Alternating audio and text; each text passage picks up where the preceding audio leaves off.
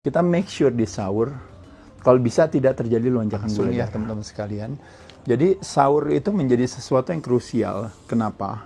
Karena saya nomor satu dulu aja, saya langsung aja. Jadi teman-teman sahur teman-teman mau dijadikan sebagai sebuah simbol aja ya. Yang penting saya udah sahur aja ya kan, bangun lalu melakukan aktivitas misalnya atau cuma minum atau apa itu nggak masalah. Tapi poin saya, kalau seandainya saya berbicara secara strategi kesehatan ya, jadi bukannya keimanan nih, ngomongin keimanan aja. Nah, jadi kalau berkenan teman-teman, jangan masukin karbo.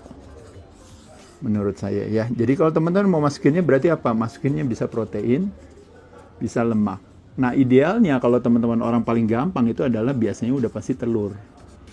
Ya, kalau teman-teman bilang, oh saya boleh gak misalnya ayam, saya boleh gak misalnya ikannya atau apanya dan sebagainya, nggak ada masalah. Tapi kalau bisa jangan masukin karbo. Alasannya apa? Alasannya terakhir kita makan karbo, itu kan sehari sebelumnya kan. Berarti itu kan kurang lebih terakhir kita makan misalnya jam 22 malam ya, misalnya ya gitu ya. Nah jadi ketika kita terakhir masuk karbo jam 22, berarti nanti kita baru ketemu lagi karbo. Kalau seandainya kita sahur kan berarti ini kan udah langsung ketemu di jam 4 pagi ya. Biasanya sahur jam berapa, Mas Fikri? Hah? Biasanya jam 4 kan? Nah jadi kalau berkenan misalnya ininya nggak masuk karbo, berarti dia baru ketemu karbonya nanti di kurang lebih di sekitar jam 18-an gitu ya. Jam 18.15 lah ya gitu ya ceritanya ya. Nah jadi teman-teman bisa lihat di sini.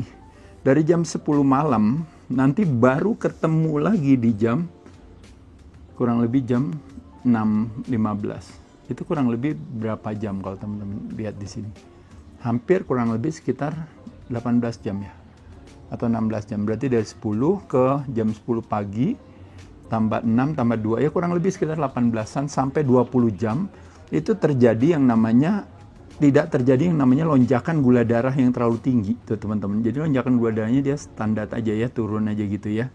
Dia nggak terjadi kenaikan gula darah. Nah pada saat itu kalau teman-teman tahu setelah kita makan ini biasanya kan membutuhkan waktu kurang lebih sekitar 2-4 jam tuh ya untuk mencerna makanan, untuk ini apa. Nah setelah itu badan sudah akan mencari alternatif sumber energi lain. Which is adalah dia akan ambilnya dari lemak sebagai stored energy, cadangan energi. Nah jadi menyenangkan teman-teman. Jadi di tips nomor 1 saya adalah kita make sure di sahur, kalau bisa tidak terjadi lonjakan gula darah.